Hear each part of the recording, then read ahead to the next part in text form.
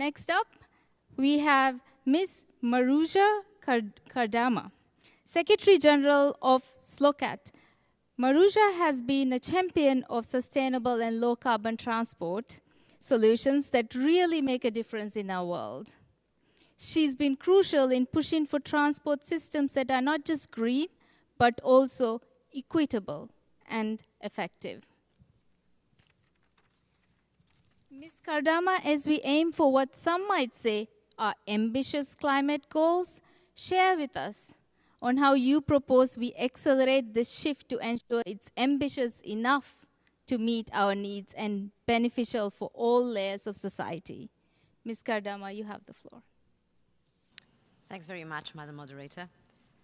Mr. President of the General Assembly, distinguished delegates, excellencies, many thanks for inviting SLOCAT.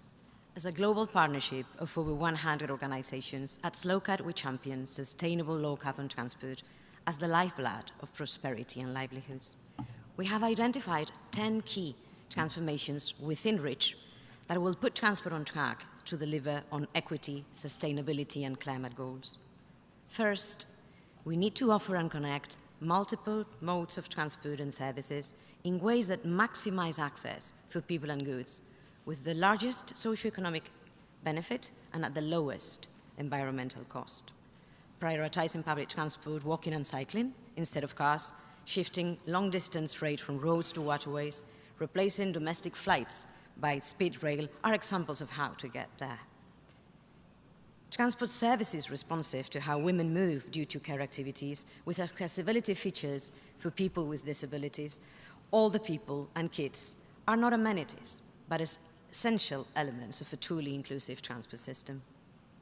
Number two, we need cities that are compact with mixed land use and short distances to jobs, services, and leisure. These cities make better use of space and infrastructure, reduce road crashes, air pollution, and travel time. They also foster social cohesion, creating vibrant, connected neighborhoods.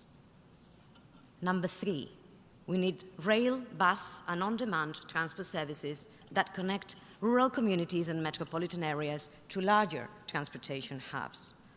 Across urban, metropolitan, and rural communities, the integration between urban design, land planning, and transport planning are essential for equitable access. Number four, prioritizing public transport and safe walking and cycling is a must. They are the most efficient modes in terms of space use, emissions, and energy consumption. They provide affordable access to everyone and increase local economic activity and healthy lifestyles. A bus stuck in a traffic jam or a street with no safe walking or cycling is not only a missed opportunity to dramatically reduce emissions, it is also a matter of social injustice. Number five, we need to manage transport demand to effectively reduce kilometers traveled and inefficient transport. This means shaping transport behavior. It involves pricing and parking measures, and also working with actors who can shape transport demand, such as large employers and centers of social and commercial activities. Number six, we need to prioritize the electrification of transport modes with the highest potential for reducing emissions at the lowest cost. And we must use renewable energy. This involves electrifying first public buses, commercial and corporate fleets, and vans and cargo bikes for urban deliveries.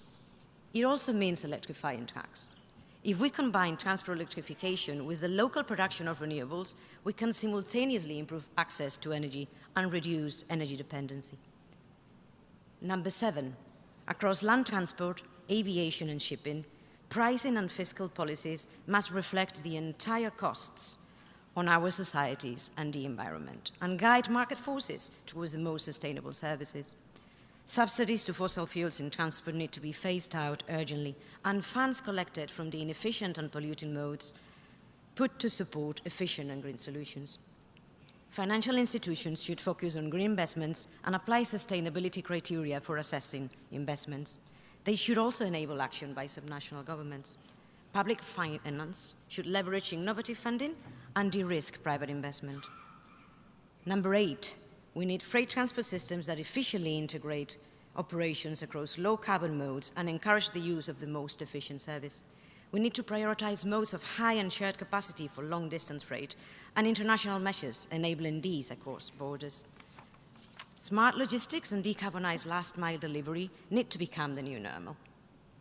Number 9, we need coherence across industry, trade, and transport policies to create local value, circular economies, and resilient, shorter, and less fragmented supply chains. And we must terminate the irresponsible trade of polluting and unsafe second-hand vehicles and components often exported from the global north to the global south. And finally, number 10, we need to invest in the resilience of transport infrastructure and systems. The Global Infrastructure Hub of the G20 estimates that the current policy scenario can lead to near total loss of transport infrastructure by 2050, 97.8% loss, the most severe compared to any other sector. Beyond the huge financial losses in transport assets, the negative impacts of transport disruptions on a country's connectivity and development are even bigger. Excellencies, distinguished delegates, a drastic shift from the status quo is necessary. Evidence has repeatedly showed that these changes will come with society-wide positive impacts. This is why the next 18 months will be pivotal.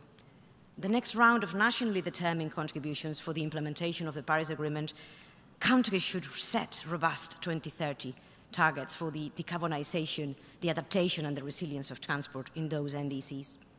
The implementation plan for the UN Decade on Sustainable Transport should include a shared vision for the transformation by mid-century that is centered on people and planet.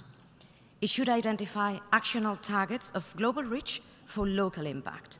It should enhance technical capacities, particularly for low and middle income countries. It should action the levers for more and better investment in transport and mobility systems. Empower, engage, transform. That is what the UN Decade on Sustainable Development should do. You can count on SLOCAT and its partners to support it. Thanks for your attention.